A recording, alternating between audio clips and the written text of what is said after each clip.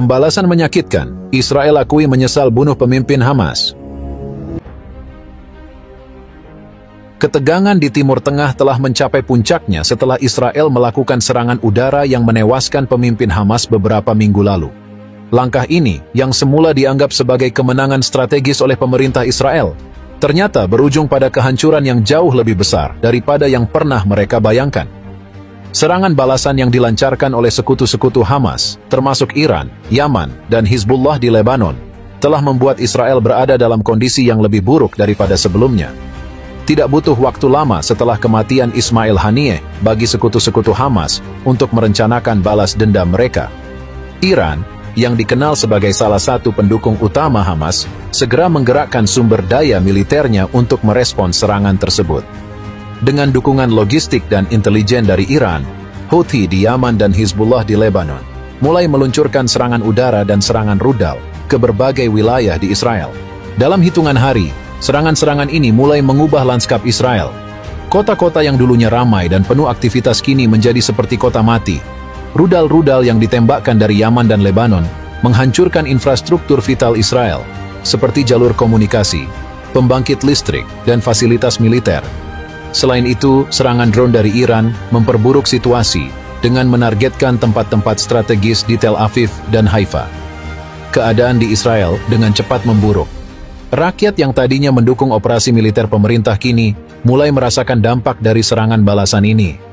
Perekonomian Israel mengalami kemunduran drastis karena banyak bisnis yang hancur, dan jaringan transportasi yang terganggu membuat mobilitas penduduk menjadi sangat terbatas.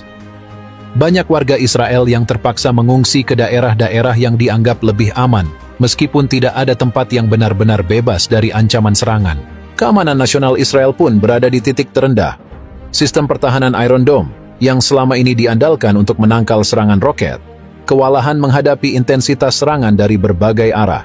Sejumlah rudal berhasil menembus pertahanan dan menghantam wilayah-wilayah penting, menambah jumlah korban jiwa dan kerusakan materi yang signifikan. Lebih dari itu, serangan ini juga memukul psikologis warga Israel. Ketakutan akan serangan berikutnya membuat mereka terus-menerus hidup dalam kecemasan. Sekolah-sekolah ditutup dan kegiatan-kegiatan publik dihentikan. Suasana di jalan-jalan menjadi mencekam dengan militer Israel yang berjaga-jaga di setiap sudut, namun tetap saja tidak mampu menghentikan serangan yang datang bertubi-tubi. Di tengah kekacauan ini, Perdana Menteri Israel akhirnya mengadakan konferensi pers darurat. Dalam pidatonya yang disiarkan ke seluruh dunia, ia mengakui bahwa keputusan untuk membunuh Ismail Haniyeh adalah sebuah kesalahan besar. Kami tidak memperkirakan konsekuensi yang akan terjadi setelah tindakan ini. Kami menyesal atas keputusan yang telah diambil dan dampak yang ditimbulkannya bagi rakyat Israel, ucapnya dengan nada penuh penyesalan.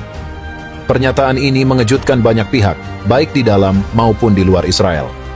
Sebagai negara yang selama ini terkenal dengan sikap tegas dan tidak pernah menyesali tindakan militernya, pengakuan penyesalan dari pemerintah Israel adalah sesuatu yang belum pernah terjadi sebelumnya.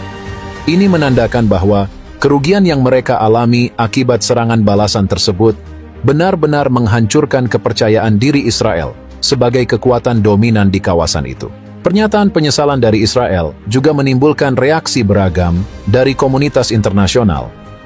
Beberapa negara, terutama sekutu-sekutu Israel di Barat, menyatakan simpati mereka terhadap situasi yang dihadapi oleh Israel.